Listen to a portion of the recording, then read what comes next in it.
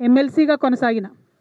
ఆనాడు చాలా సందర్భాలలో మిగతా అమరవీరుల కుటుంబాలకు ఎవరికైతే డబ్బులు అందలేదో వారికి ఇంకో రూపంగా డబ్బులు ఇవ్వాలని అంతర్గత వేదికల మీద అనేక సందర్భాల్లో నేను చెప్పడం జరిగింది.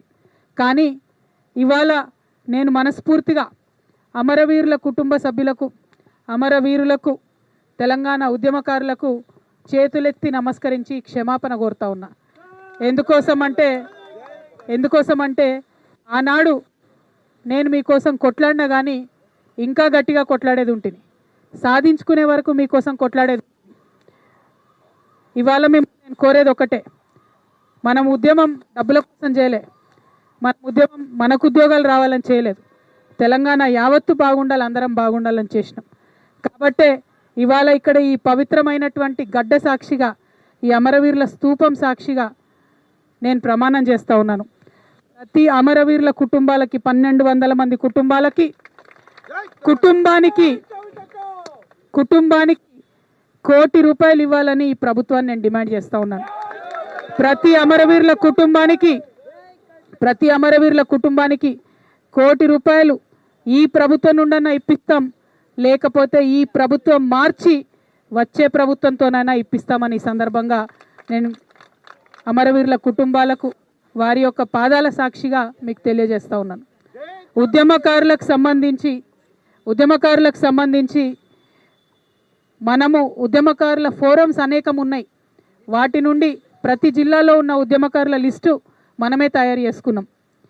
పోలీసు రిపోర్ట్ల ఆధారంగా కాదు, ప్రజా దర్బార్లు పెట్టుకొని ఉద్యమకారులు ఎవరో తేల్చుకొని ఆ ఉద్యమకారులందరికీ కూడా పెన్షన్ వచ్చేంత వరకు విరామం లేకుండా పోరాటం చేస్తానని తెలంగాణ ఉద్యమకారులందరికీ కూడా నేను విజ్ఞప్తి చేస్తూ ఉన్నాను. ఎక్కడ తెలంగాణ ఉద్యమకారులు ఉన్నా మాకు దగా పడ్డం, మాకు ఇబ్బంది అయిందని అనుకున్నా, నేను 33 జిల్లాలు 119 నియోజకవర్గాలు పర్యటనకి ఇవాళ బయలుదేరుతున్నా. జాగృతి జనం బాట పేరుతోని బయలుదేరుతున్నా. ఏ జిల్లాకు ఆ జిల్లా, ఏ మండలానికి ఆ మండలం, ఏ నియోజకవర్గానికి ఆ నియోజకవర్గం మా అన్నదమ్ములు అక్క ఉద్యమకారులందరికీ కూడా నేను స్వాగతం పలుకుతా ఉన్నా. రండి, కలిసి పోరాటం చేద్దాం.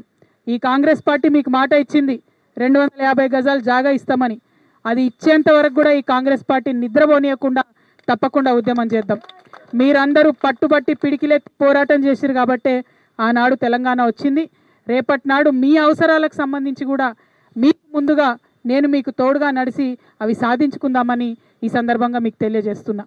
మరి తెలంగాణ తెచ్చుకున్నది ఎవరి కోసం? అందరం బాగుండాలనుకున్నాం. మా ఆడబిడ్డలు బాగుండాలి, యువమిత్రులు బాగుండాలి, బీసీలు బాగుండాలి, హరిజనులు బాగుండాలి, గిరిజనులు బాగుండాలి, మైనారిటీలు బాగుండాలి, ప్రతి ఒక్కరు బాగుండాలనే తెలంగాణ తెచ్చుకున్నాం.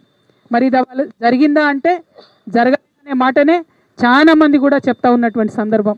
అందుకే నేను మాట్లాడుతున్నా, అందరి కోసం సామాజిక తెలంగాణ రావాలి. సామాజిక తెలంగాణ అంటే